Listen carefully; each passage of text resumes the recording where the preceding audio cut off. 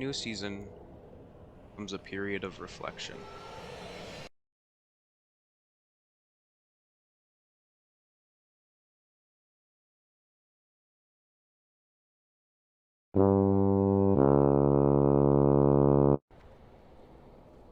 Chance to look back at where we once were, their shortcomings to shape the future ahead. This is my story.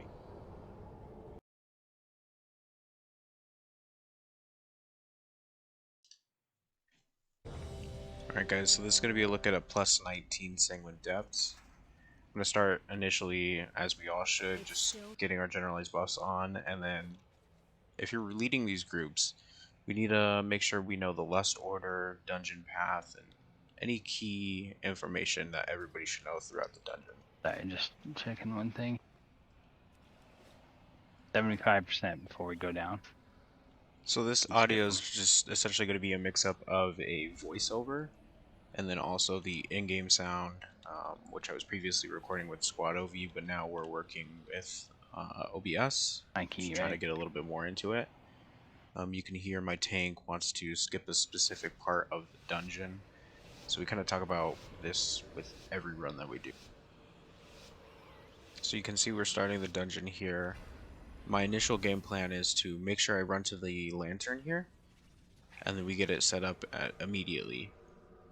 So we're going to drag all these mobs together, cleave them all down, make sure they all die within this red aura. That way we can essentially get 10 stacks of this buff. I'm gonna stand something. It's always fun to like poke at each other and just, hey, you know, I did take a ton of extra damage there that I probably shouldn't have. In this run and plenty of the runs that you'll see above, you just notice that, like, watching over these things, like, hey, I'm standing in more stuff than I probably should. I could change that. I'm out of range. Depending on if I like my healer or not. After all, if I die, it's not my fault, it's always the healer's fault. DPS mentality, 100% of the way, I just eat the trap there. Doesn't matter, we're gonna be pumping some numbers, and you can totally tell that I'm third on DPS right now. I don't think it's set to current, which is matters, because if you're playing DPS, then you want to be constantly staring down at that small screen there. Decent. You wanna know why? Bye. It's fucking survival hunter.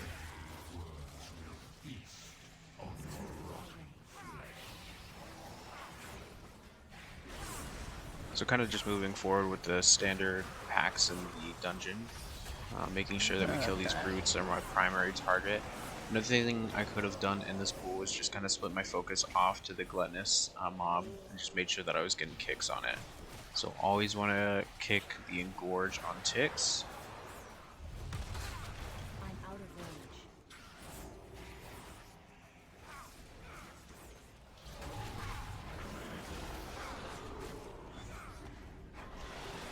I need to get closer.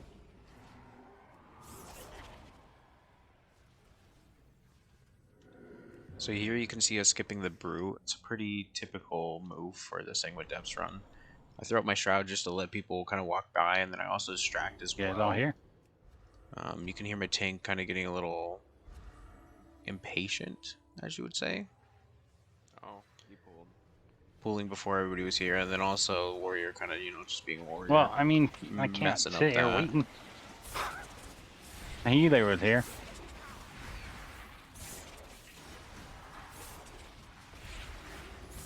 Whoa, huh? Nice. Like it.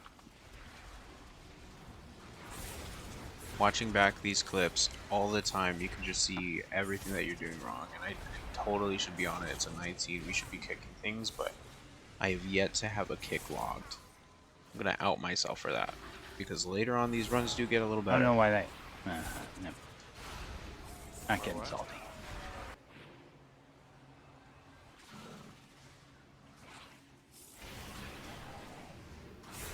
Focus the big guy if you would. You hear my tank call for focus on the brew here. It's important that you understand your composition of damage per class that you're playing, so I have very consistent AoE damage. And I also have very good priority damage as well. So you're gonna see me just bam Shuriken Storm into Inviscerate here.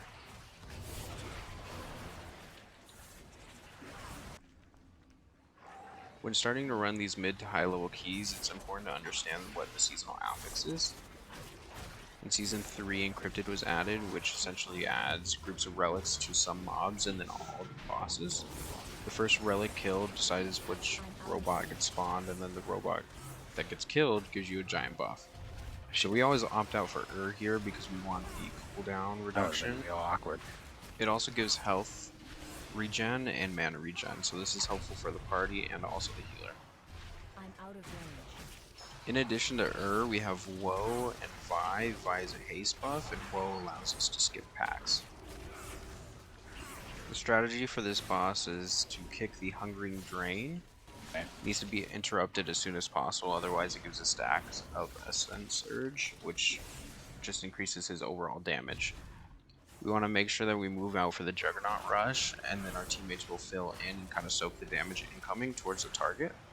Vicious Headbutt will hit the tank, and the main thing about that is just don't stand on an edge. The last thing you'll see is the Severing Smash at 100 energy. He'll go ahead and knock the player back and spawn an orb in their place. The player wants to absorb them before the boss does, but we want to make sure that they're spread apart. That way the healer can kind of keep up with the burst damage that is incoming. It can equally be just as high, but it feels just steady and like way faster than on bait. Moving into the next couple of packs, it's important that we do as much damage as possible, and another thing we need to focus on is our kick. So you'll see Rag Souls, Dark Bolts, and also Curse of Suppressions, with the primary kick being Curse of Suppression. This will prevent your healer or casters from getting locked down.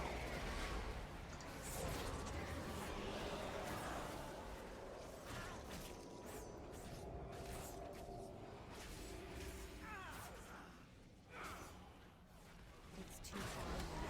Now I'm pretty sure I was just tunneling here. Wasn't really paying attention to my surroundings, and you can kind of see this fight will come up and just absolutely rock my world, hence you see the panic vanish.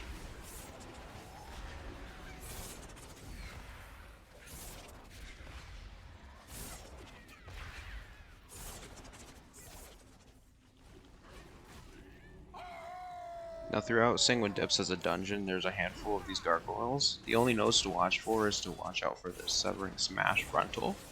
This whirl is on the ground, and then try to kick the Stone Skin ability that he has. If this manages to go off, you can Belf it, or you can Purge it as well.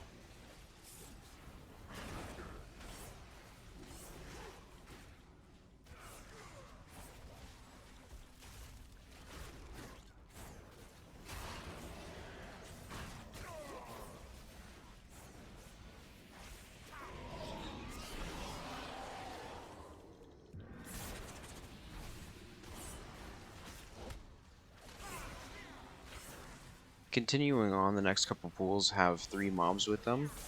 We want to make sure that we're kicking our Rack Souls, Dark Bolts, and then also the Curse of Suppressions, with that being the highest priority. But then you'll additionally see this Dread Binding going out right now. The goal here is to pre-position myself farther away, that way when it comes out, I can instantly snap the chain, reducing the incoming damage. This will help take stress off our healer.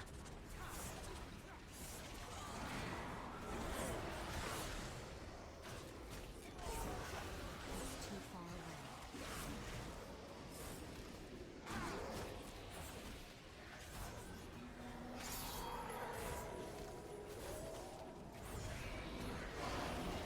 Tell me when to activate it. It's at the end of this one, right? Yeah, right at the end.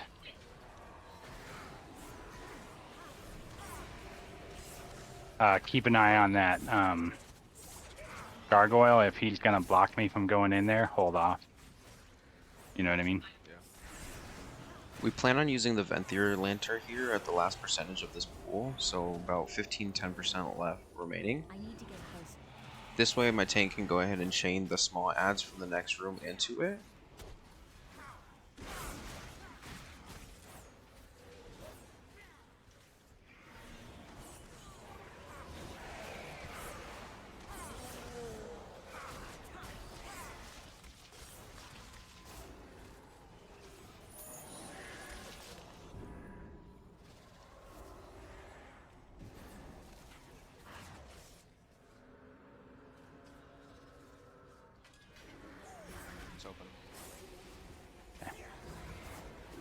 Line of sight. I'm out of range. My tank reminds me that we're going to LOS the next pool. It's at this point that I use the downtime to communicate with the group, that way we can get better position for the mobs incoming. Although my call had been a little bit late, we could have avoided the additional Dark Bolt casts, kind of cleaned up where the mobs were going, and then had a tighter pool for AoE damage. This could prevent silly deaths in the future. You don't have an AoE stun, right? You only have kicks and kidney shot. Closer. Yeah. You'd be way too OP then. Do these spitefulls give us stuff too? Good to know.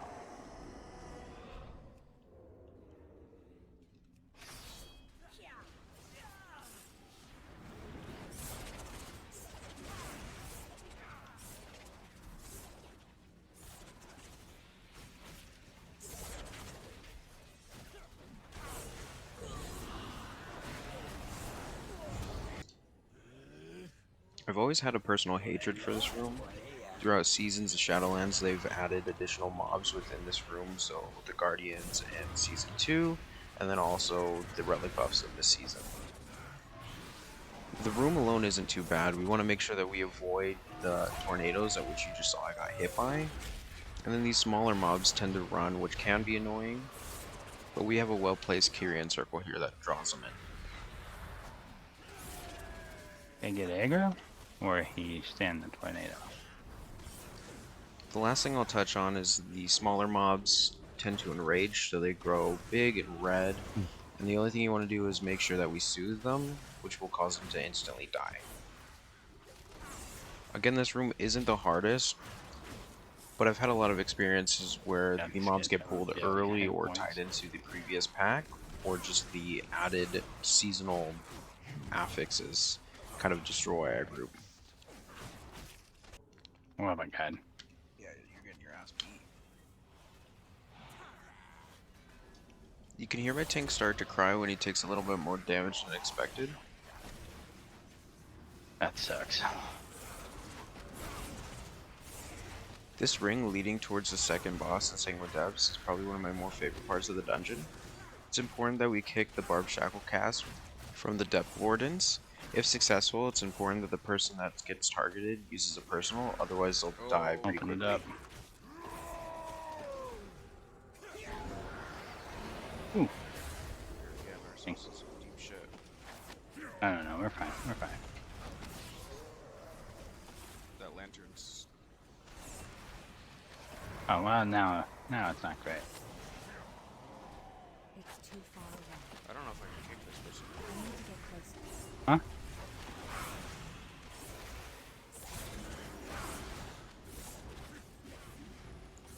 We end up pulling a little more than Ow. anticipated here.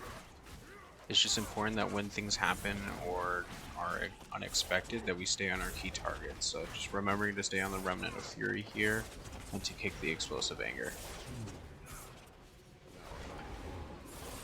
Yeah, I don't know what you're talking about. Looking back, this pool wasn't that bad. We just Worry gotta about make nothing. sure that we're kind of standing out of things. So the cleaves, the AoE circles on the ground, and then just generally kicking whatever we can.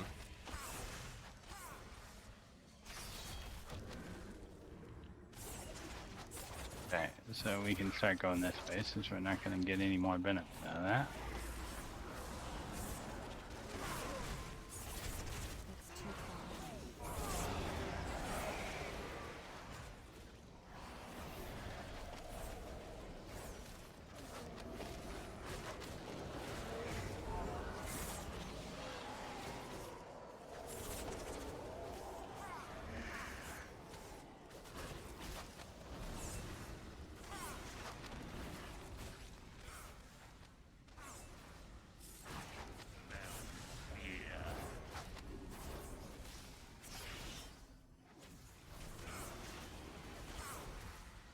I think we're good.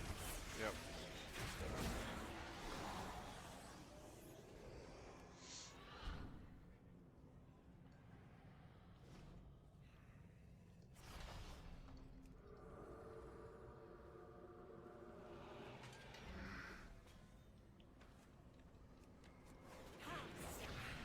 That's awesome. I thought it might work, and it do.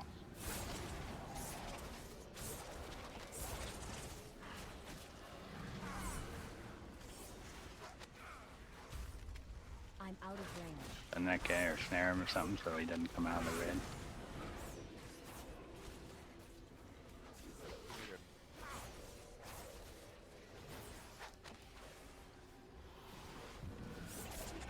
Again, we'll go into these packs just thinking of a priority, so I'm going to start off with the Remnant Fury, making sure the explosives don't go off. It's too far away. Then we'll probably move to the Vestige of Doubt, and then lastly the Casters, Research Scribes.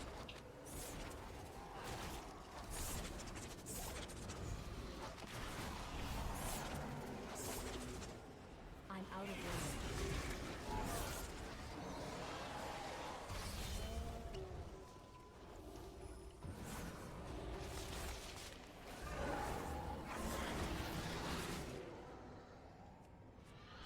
Oh. Alright. I really must thank you, Zerali. You make for an I got first kick. specimen. You not. If you're running with friends or some guildies in your voice, it's oftentimes important just to call out kicks. Here my tank opt out for the first kick on the Depths Warden, and then I get the second one here. It's just simple things like that can make a pool go so much easier. I'm gonna move because this should be the. I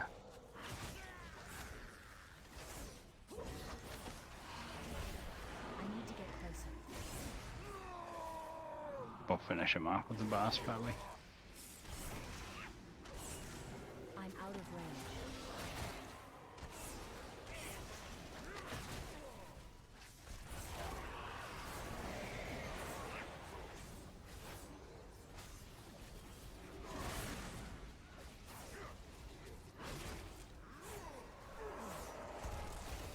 It's too far away.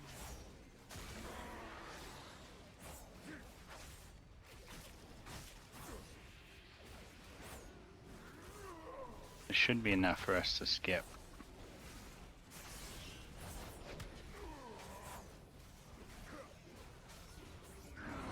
Looks like it. We start moving into the second boss of Sanguine Depths, Executor Torvald. This boss is pretty rough. On Fortified Weeks it's not terrible, but on Tyrannical it can be pretty tough. Main thing here is you'll notice that we have two anima rings that spawn. One goes clockwise, the other one goes counterclockwise. We're going to be dodging from left to right to avoid those. Additionally, Torvald's going to cast an ability called Castigate. It's going to target a random member and do pulsating damage to anybody who's inside that circle. Just make sure we stand That guy away was from each literally other inside here me. and don't take the damage. The last mechanic is that he'll spawn an ad called the Fleeting Manifestation. This should be focused by all party members in order to reduce the pulsating damage throughout. I don't mind this, but everyone knows. Typically on bosses we choose to pull so we get the cooldown reduction and also the regen on mana and health. There's occasions where we accidentally pull something else. In this case we got Woe, which gives us a speed boost and also reduction to damage. Out of the two different options, I welcome Woe a lot more than Vi, just because it's nice to smooth out the incoming damage. And Vi is just a general mob. He teleports around a lot and does a ton of damage, so it's unfavorable when you have to move. In a fight like this or general packs, I just feel like we kill the mobs before we end up killing the Vi and getting the benefits from it. I'm out of range. There are certain exceptions when I use Vi in a pack before and then I choose on the boss.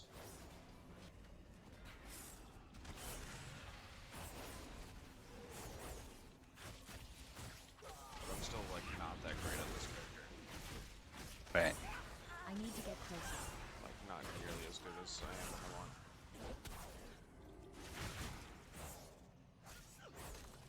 No, come on, guys. Follow me.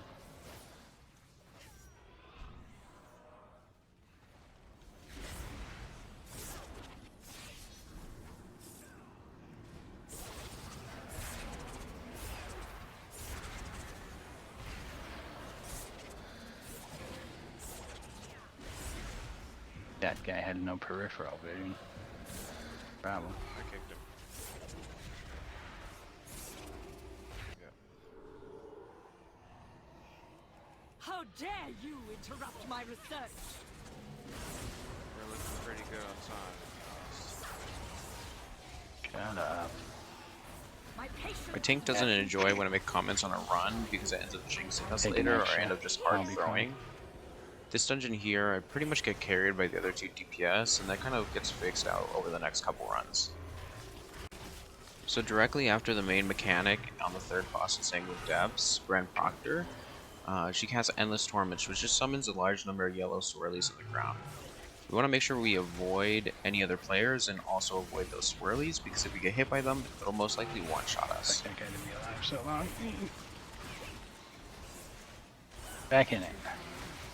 Then cycling back to the main mechanic of the fight, Grand Proctor casts Ritus of Supremacy, which is a 10-second cast that spawns 15 orbs. You want to make sure you get 3 or 4 depending on if other people are planning to soak the cast. It'll reduce the damage taken from the burst by 20% per orb. Yeah.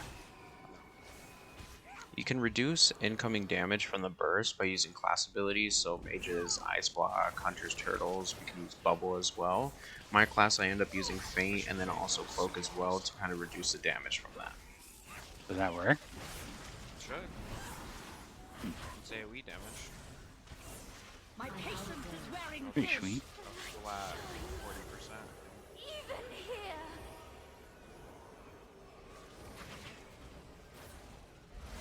Yeah. Nice.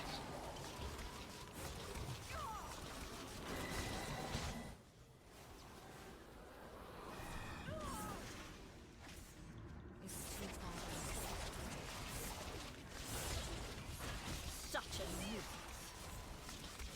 Oh. Are you even bother trying to res? No. My patience is wearing thin. The light shines. Even here. Now you can grab a couple extra.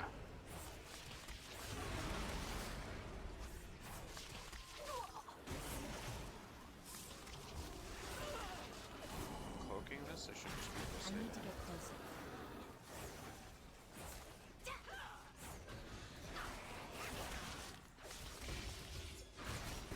I need to target something first. Left to discover. Yeah, we're chilling. Quickly, mortals! Escape with Zorali! None have ever escaped the Sanguine Depths, and neither will you! I always love coming into this pool. The main thing is just to avoid the traps. You'll see our hunter gets instantly deleted there.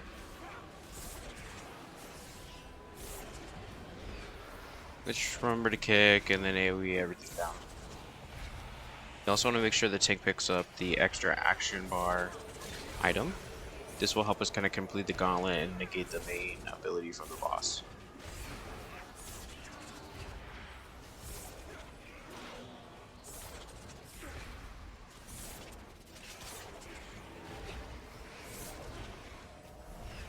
You get better at cheap shots versus Difference. cheap shot or kidney shot requires combo points. Cheap shot requires health. So it's like a vanish. Well, Deep shot kind of thing? No, so since I'm constantly using Shadow Dance, it puts me in stealth. Oh, really? Cool. Or like it doesn't put me in stealth as like you think of it, but like I have access to my stealth abilities. Cloaking. This is a skip at the beginning of the run that we planned our percentage around, so we want to make sure we have enough percentage before we down. That way we could skip these 3 mobs. Not that big of a deal on Tyrannical weeks, but on Fortified they're huge, so we want to make sure we avoid the damage from them and just completely skip them. Cool, let's run it. Gods, slay them all!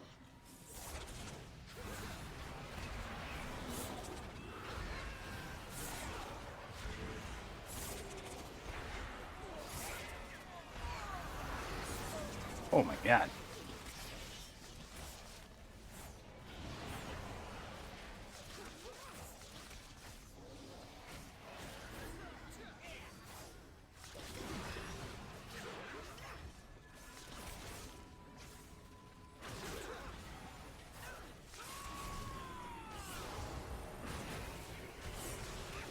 going. Yep.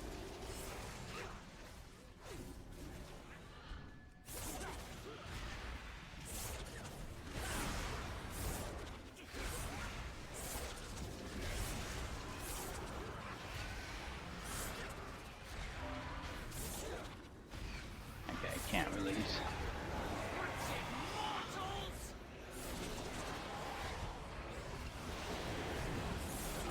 He did release. Can he get by? Oh, if he's got a pot, right?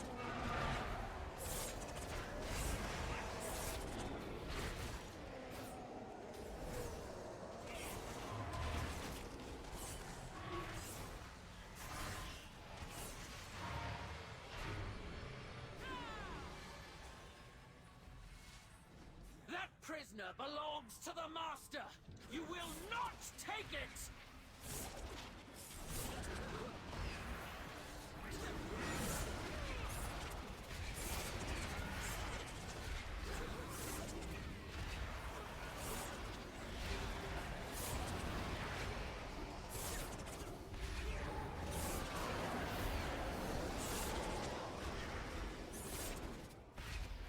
Come on, lady. Do your thing.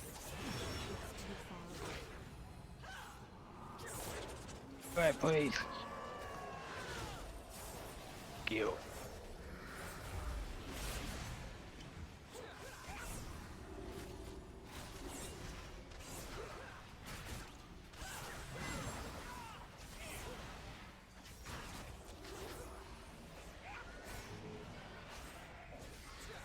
We're coming up on the last Venthyr buff of the dungeon.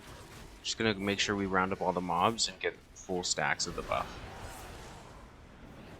Gonna let the dialogue just continue here, as this is the most stressful part of the dungeon. We just want to focus up and basically continue through the gauntlet. That way we make sure we complete the dungeon on time. I hate you so much, Brand. Why you gotta do me dirty like that, buddy? Oh,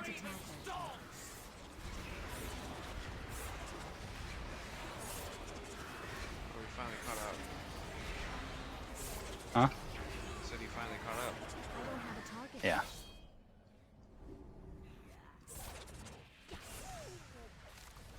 I think we just go, right? Yeah. 100%.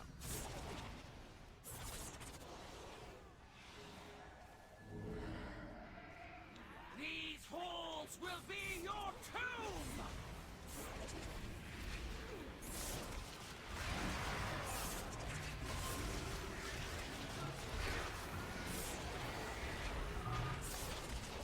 Can't run away.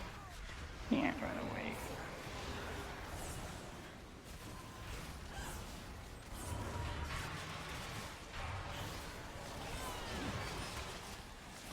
I'm out of range. I need to get closer.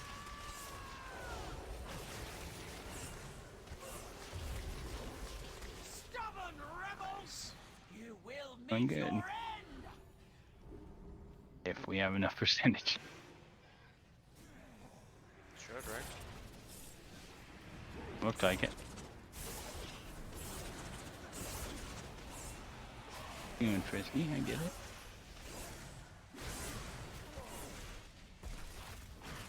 Oh, lucky.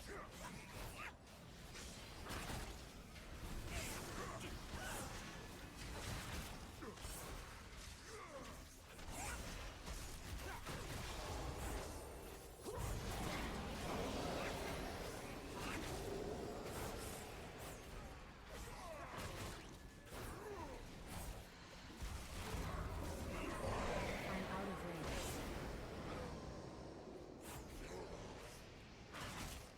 That wasn't worth it, but whatever. Truth. This room's gonna fucking hurt.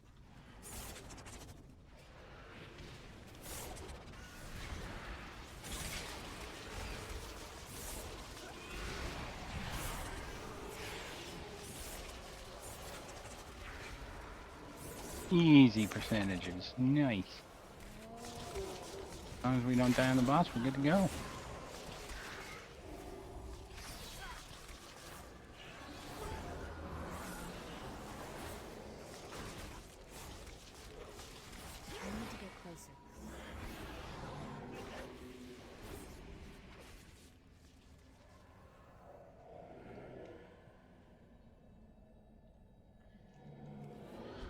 At this point, we're pulling up to the last boss. We have 6 minutes left, so we're feeling pretty comfortable.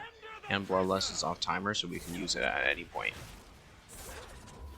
We want to make sure that we kill first, so we get the CDR that we talked about, the health regen, and the mana. Wicked Rust is going to be her first ability, so it's going to target 2 players, and they want to make sure that we're not standing on top of each other because it spreads a dot. Make sure we dodge the Slam. And then you'll also see Piercing Blur here, which is going to go ahead and spawn 3 pairs of images that will fire a beam between them. They fire in succession, but not all at once, so this is good because we can kind of duck and dodge in between them. That way we can avoid the firing of the beam and then also any wicked rushes that might be happening at the same time. The final ability that you see in this fight is Gloom Squall. It's the same ability that she casts in the Gauntlet. At 100 energy, she goes ahead and just channels up a big spell that essentially does a lot of damage and can knock you off the platform. Now that's a big deal here because the platform is very small and has lots of cliffs for us to fall off. So we want to make sure that we stand in the Shining Radiance placed by the tank, that way we can negate the damage done and also that knockback as well. If the knockback does take place, you can displace yourself back onto the platform, so whether that's a blink, shadow stab, we can also use our hunter disengage, but that's less than ideal.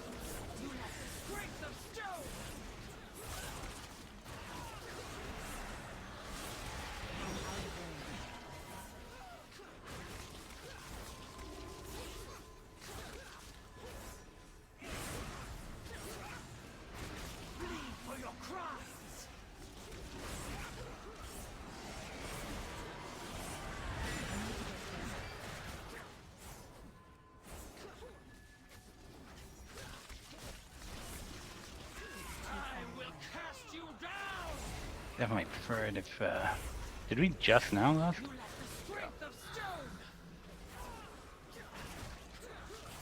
Okay.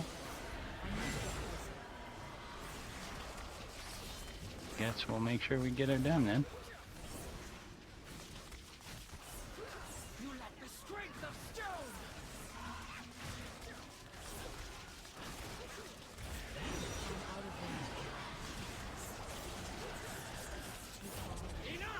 Alright guys, so first and foremost, I want to say thank you to each and every one of you who made it to the end of this video.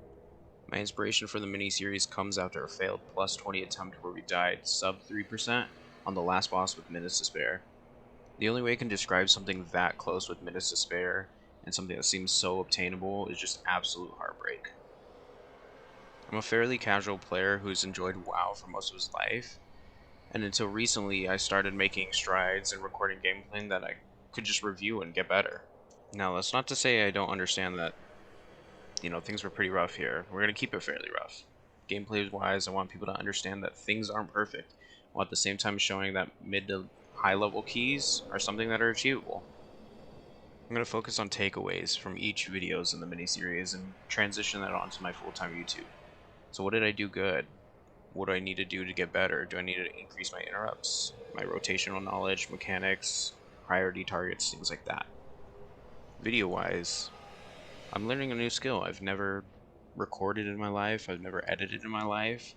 I can't tell you the last time I learned a skill. Again, I want to say thank you from the bottom of my heart. Whether watching from the beginning, weeks later, months later, years later, I appreciate it. So leave a like, comment, and subscribe. Let me know what you guys want to see next. Let me know if you guys have any constructive criticism. Go ahead and finish up with the mini-series, The Road to the First plus 20, and then probably move into some healer content, Road to KSM, Zero to Hero style. Thank you so much.